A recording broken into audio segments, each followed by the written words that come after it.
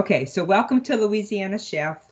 As I said, this contest is scheduled for Wednesday, June 24th with a start time of 9. I'm hoping, depending on the number of contestants, that we're able to schedule at least 25-minute intervals in between the contestants.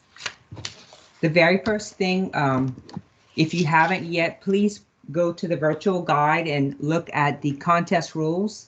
And as I mentioned, there is one error. The deliverables are due June 12th, not June 10th.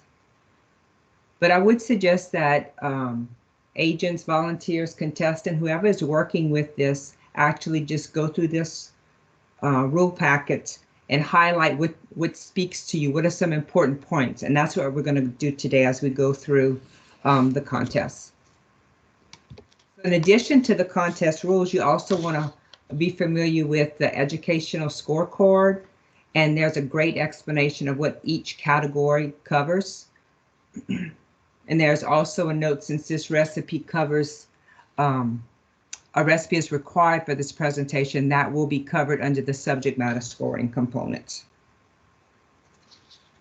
So that's just the basic information that everyone should be familiar with and review as you prepare for this contest. Let's just go over some general demonstration rules. First off, a method demonstration is showing and telling someone how to do something. You typically start with a clean table and you end with a finished product. A method demonstration has 3 main parts: an introduction, a body, and a conclusion. And this demonstration is open to individuals or to a team of 2. If you're working with a team of 2, you want to make sure that those partners share the talking and working, that one would not do all the talking and the other would actually do the demonstration part. You want to make sure they share those components. Visuals are allowed in this demonstration. You could use PowerPoints. I've been on a few other trainings and they've asked if they could use posters and easels. That's all acceptable. Visuals that you choose, as well as the supplies and equipment that you use. Those are all visuals that can be included in this presentation. And it is an 8 to 15 minute time frame on this presentation. We do have deductions if it's under time or overtime.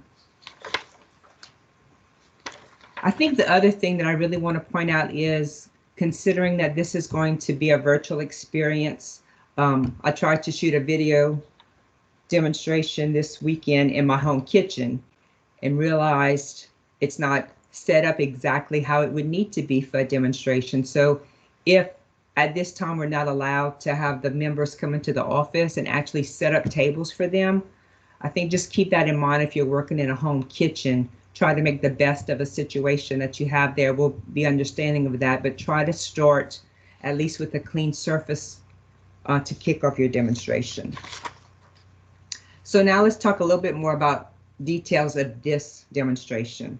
This demonstration is your opportunity to promote a Louisiana agriculture product, not a horticulture, but an agriculture product: rice, sugar, beef, wheat, poultry, eggs, seafood, dairy, and soybeans. So instruct the contestants to think about, they are doing an advertisement, a promotion for this product. They're trying to help the consumer understand why that product is important to our state, why it's important to incorporate into their meal planning, and then they want to feature a recipe highlighting the commodity. Within that recipe, we do need to have 1 cup of the commodity, and the servings, the calories per serving is 750 calories or less. So some key things you want to make sure that's incorporated into the presentation is, why is this commodity important to Louisiana and the global economy? This might be how many farmers, how many acres, what is the gross farm value that this commodity brings to Louisiana? What role does that have in the diet? Does it provide us with what nutritional value? Is it a protein source? Is it a whole grain source? Provide that nutritional value. Talk about the types and forms of the commodity available. Rice comes to mind. We talk about the different grains of rice that we have, and then the cooking characteristics. Why is this something that you want to incorporate into your meal planning, and what are the different ways that you can prepare this? Any questions at this point?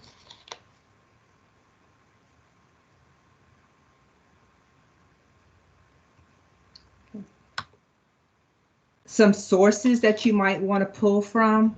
We have some great sources with the LSU Ag Center. The Louisiana Ag Summary will give you the gross foreign value and some other economic values. They'll tell you the leading parish of that commodity, how many parishes in the state grow that commodity. So you definitely want to try to incorporate that information into the presentation. Also, you could Google the LSU Ag Center site, do a search for the commodity information and nutrition information. Some other references might be choosemyplate.gov, foodsafety.gov, and cdc.gov, as well as a commodity website. So whatever commodity you decide to feature, you probably want to visit their website. Some general guidelines for the recipe. When you're preparing the recipe, you want to make sure that you give the name of the recipe. You want to list ingredients in order of use, include the size and weight. Don't use name brands. You just want to put cream of mushroom soup, not the name brand. You want to make sure that you give clear instructions. Make sure things like the size of the pan are stated, the temperature and cooking time, the number of servings, the serving size, and nutrition information. This would be a sample of what a recipe would look like that's submitted to us.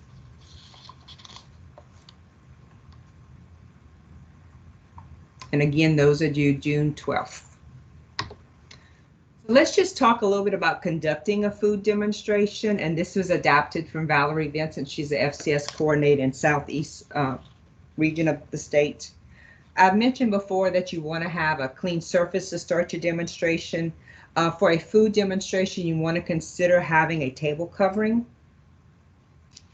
on that demonstration table. You want to prepare yourself before you start the demonstration, and you want to model this during the demonstration. Anytime we handle foods or do food demonstrations, we want to make sure that our hands are clean. You don't want any jewelry, rings, or bracelets. You shouldn't have nail polish.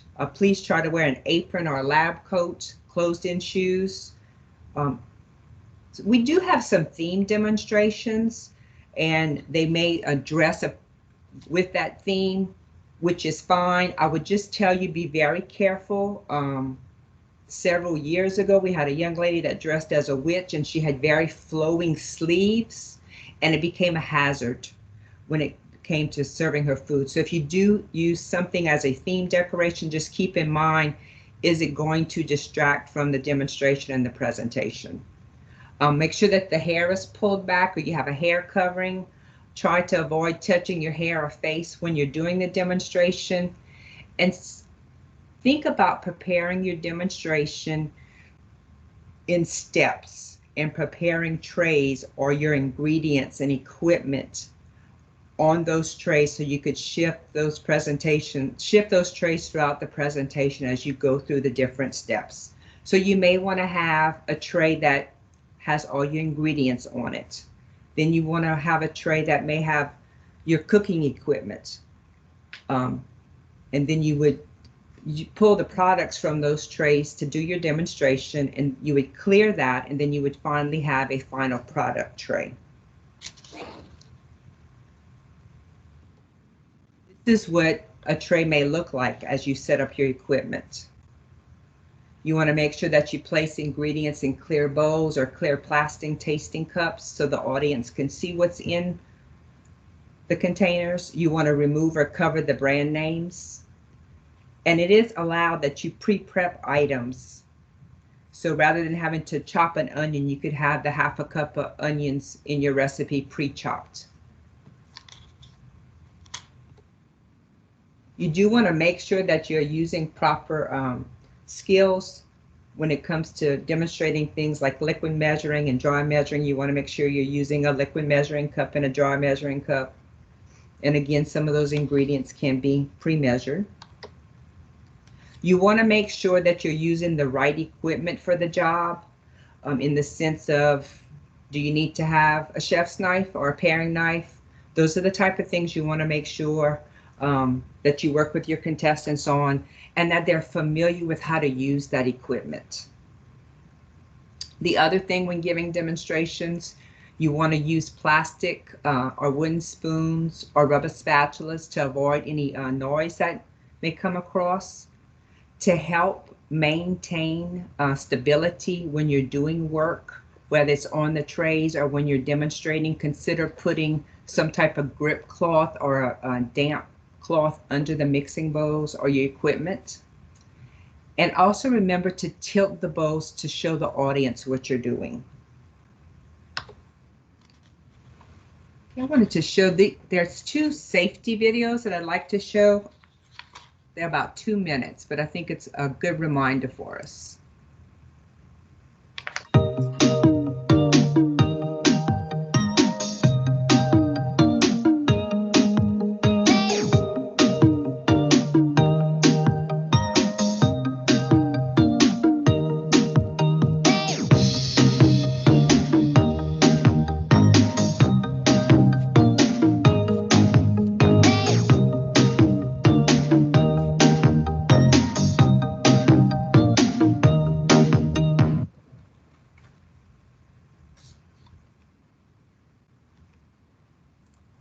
Y'all were able to hear the volume? Yes. Awesome. Okay, here's a second food safety video, and it would be very appropriate to discuss food safety in your demonstration.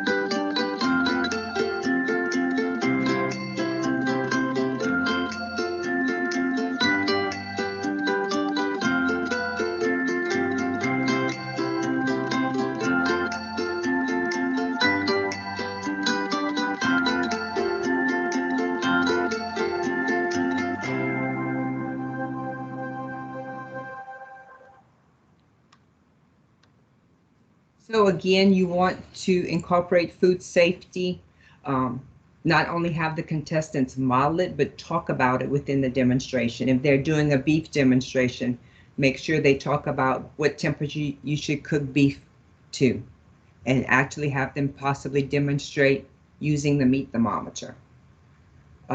Incorporate other food safety tips, just basic things that you should have when you're preparing, how to store it properly. So food safety is a very important component for them not to only be aware of and work with, but to also teach in the demonstration. And finally, you want to present the finished product. You want to show the finished dish. If we were doing this on site, our judges would actually sample the dish, but we still want to see the finished product of the recipe that was submitted. Any general questions at this point? The next thing I would like to do is I would like to give you the opportunity to critique a demonstration. I want you to be the judge. And this is a video I found of a 4-H agent in another state, and it's labeled "Attempting to do a food demonstration." So if you think about the scorecard and some of the points that we discussed today, I want you to just write down a few notes of how this demonstration could have been improved.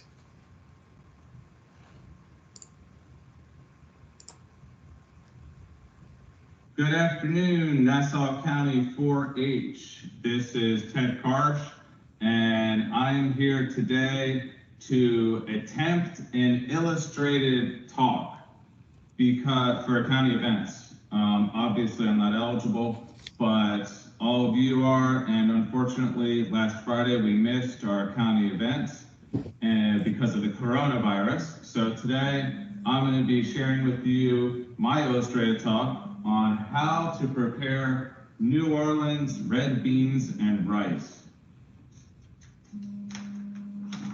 So why did I choose red beans and rice of all the foods out there to prepare? And the reason is, first of all, because it's affordable, it's cheap. You can buy beans, all of the ingredients, sausage, onions at a very low price. Rice is affordable and it's readily available. A lot of things are selling very quickly. Some of the shelves are not stocked, but you can always find red beans and rice. So it's also very fast to prepare and it's healthy. Beans and rice are actually complete protein. It's also delicious and it feeds a lot of people. For example, today's meal will probably feed 8 people. So what ingredients do we need to make the recipe? First of all, we need red beans. They can be red kidney beans or small red beans. The next thing we need is 1 yellow onion, jalapenos to add some spice. We also need sausage, 1 pound of sausage. This sausage is actually the andouille smoked sausage, which is traditional to the recipe, but you can use any kind of smoked sausage. Also some garlic, spices. This is Creole seasoning that's sold in any supermarket. Water, pepper, salt, and oil, along with rice. Any kind of rice that you like. This rice is actually jasmine rice. You also need 6 cups of water. And next are the directions. So the beans, they have to be soaked overnight. So 12 hours, 8 to 12 hours, put them in your fridge, add as much water as there are beans, and the beans soak up the water overnight, and it really decreases the amount of time that you have to cook the beans. The next thing you need to do is cook the sausage in oil after you've sliced it, which we've already done to save some time. Fry the onions, which we did. We also fried the red peppers and the green peppers. 1 red pepper, 1 green pepper is probably enough. Next thing you do is you put it all in a big stock pot. This is called a stock pot. It's just a big pot. And to prepare the recipe, first we're going to put in the beans. Next thing we're going to do is add the 6 cups of water. From here, we'll add the onions.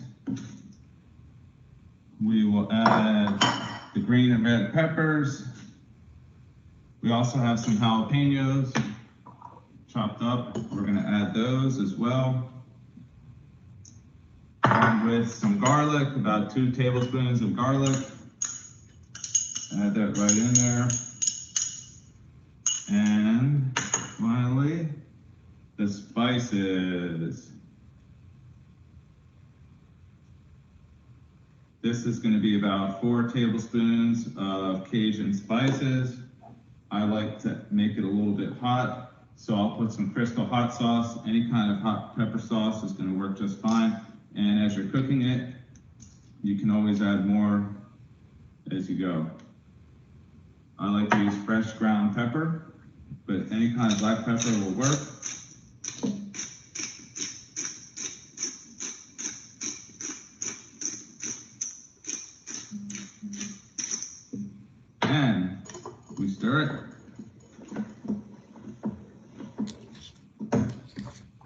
The sausage you're going to want to save until the last 10 minutes, and you'll add that at the last 10 minutes. And we move over here to the stove, put it on medium high, wait for it to boil, and let it cook simmering, which is a low boil, for about an hour and a half until the beans are soft. And voila, that's it. We are finished. So what I'm hoping is that the county events, the students who are involved in county events are going to give me some feedback on my first presentation here. And what I'm really looking for is to see those people who aren't able to compete to post videos of their county events for other people to see, of their illustrated talks, so we can give you feedback, you can practice and develop your public speaking skills. So until next time, thanks a lot, and I'll see you later. Good afternoon. So would anyone like to share some thoughts after watching this demonstration? Some pointers that you picked up or things that you might change?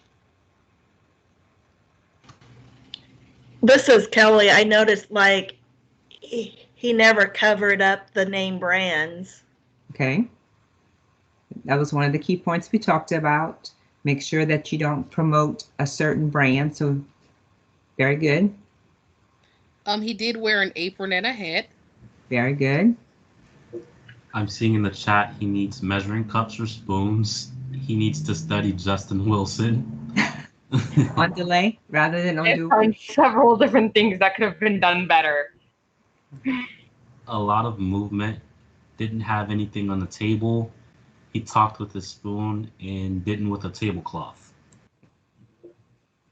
So I think, and especially with it being, I thought a lot of key points that y'all pulled out, but I also wanted to point out that he was in a home kitchen. If that happens to be the case, try to work with your 4-H members so they wouldn't do that much walking. Try to set it up like they would have a demonstration area and maybe a small table on the side that they could pull so they wouldn't move a whole lot, so they wouldn't be walking throughout the demonstration. Rather than having to use their actual oven, a lot of times we'll have 4-H members bring in a 5th burner, or they'll bring in a mixer. They'll bring in a small piece of equipment to help with the demonstration. So you might want to keep that in mind rather than planning that they would use something in their home kitchen that couldn't be portable. Any other key things y'all picked up? It was hard to see his poster. It was hard to see the poster. It was, should have started with a clean, clear table and ended with one and present the finished product. Yes, very good. Thanks, Ms. Donna. In the chat, he didn't mention hand washing. Did y'all notice one time he went to use his hands to take the jalapenos out when he was adding them to the red beans? Yes. And he caught himself. So those are all tips that as we work with our 4-H members just to help remember those things. And you did have one question in the chat. I don't know if you wanted to get those towards the end or as they come in. That's fine. So they already have the baked dish. They're just showing the steps on how to make it, correct? That is correct. They have a finished product they will show at the end, but they need to demonstrate the steps. So you would want to start off showing the ingredients. And when you showcase those ingredients, highlight that commodity and the information about it, then actually demonstrate some steps, and then you end with the finished product. Did that answer that question? Do I need to clarify some more?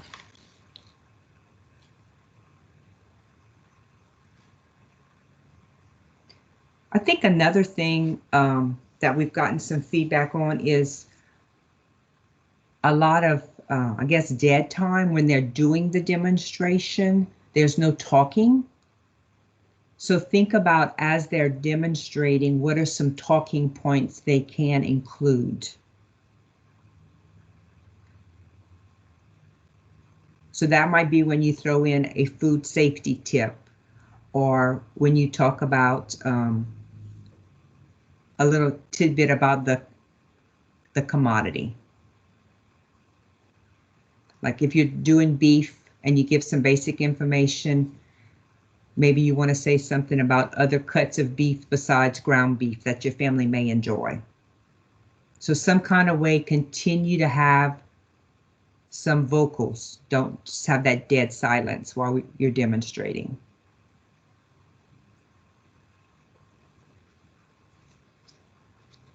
Okay, so just a recap, and then we could field any more questions you may have, is remember a method demonstration is a show and tell. It has 3 parts, an introduction. You tell the audience what you're going to talk to them about today. Then you actually give the demonstration in the body, and then you have a conclusion, a recap. You want to be prepared and well organized. Some students in the past have not chosen to organize their demonstration on trays. I think that is a very helpful tool for demonstrations. It helps things flow much easier. So that's something I would suggest to you. I've seen, and we used to do this, and I still do it at times when I have to go to demonstration, is I label the trays and I put what goes on the tray so that it becomes it's much more organized and it flows much more easier. It also helps them to remember that they have everything on that tray. We've had some contestants that in the middle of the demonstration say, oh, I forgot such and such in the lab. So that's just a good organizational tip. Be sure that the demonstration area is neat, clean, and appealing. Incorporate commodity information throughout the demonstration. Use the right ingredients, equipment, and tools, and make sure the 4-H member feels comfortable using those tools and the equipment. Always follow food safety guidelines. Visuals should enhance the presentation. Be careful, especially on some of the PowerPoints. We've seen that they're very wordy or busy. The animations, sometimes rather than enhancing the presentation, it takes away from the presentation. And then just remember to turn in your recipes and PowerPoints by June 12th. I did upload these 3 food demonstration guides that we've used as a reference. And they're also, I think, uploaded on the 4-H University site. So those are things that kind of reiterate what we covered today. And then finally, do y'all have any questions? Anything I could clarify? You have 2 in the chat. Okay. Are contestants required to have a theme? Does it work to their advantage to have one? A theme is not required. I think a key thing about a theme is it could help the judges remember, but you don't want it to take away from what you're trying to promote.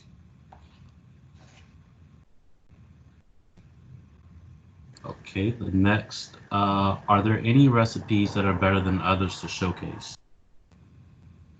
In the sense of commodity, or? Kelly, can you clarify? I'm able to see the chat now. Yeah, I was just kind of wondering, are there any recipes that maybe the kids should maybe shy away from? Maybe it might be a little too time consuming, or maybe, so that way that they don't get flustered. So I was just kind of wondering, is simple kind of better than more, complex? So in the past, when this was an on-site, we did require that lab time be limited to 1.5 hours. So that was lifted because we don't have the lab time for this, but that is definitely something I think, Kelly, to keep in mind. But we've seen recipes from appetizers to desserts. So I think what you're saying, the simplicity of it and really highlighting the commodity is key. Okay, thank you.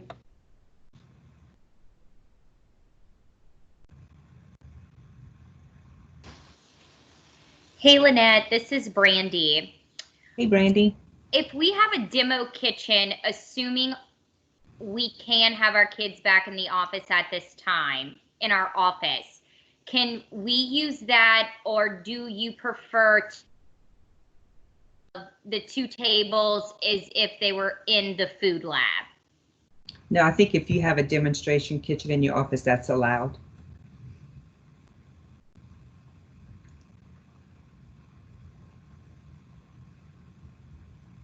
I would still suggest that you would have, the demonstration with the, you talk about with the mirror?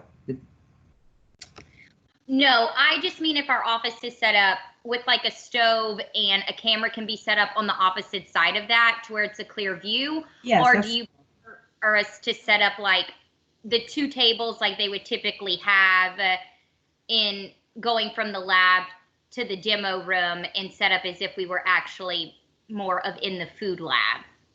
I think it's fine if you use the facilities available at your office. I mean, the judges we're going to orient the judges to the situation, and they're going to keep, they're not going to penalize someone if they don't have the same type of facility. Right. Okay, perfect.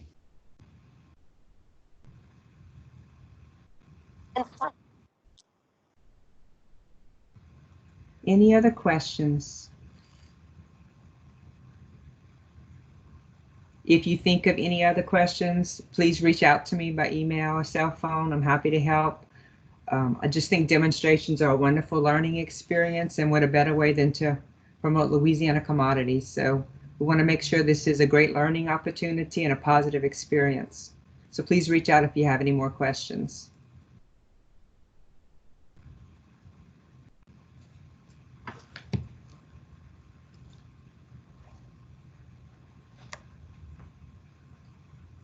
Okay, hearing no more questions, I guess we'll wrap it up. Thank you all, and good luck as you work with your contestants preparing for 4-H. Thank you.